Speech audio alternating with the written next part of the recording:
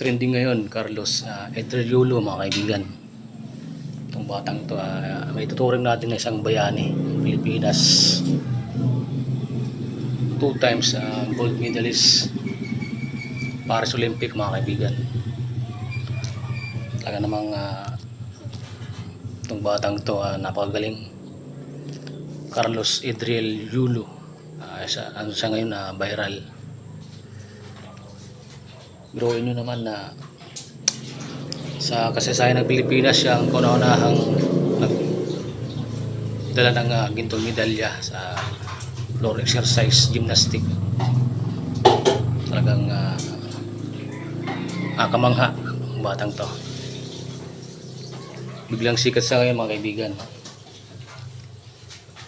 Biruin nyo naman na meron siyang worth of 24 million punto unit sa McKinley Hill sa Maynila,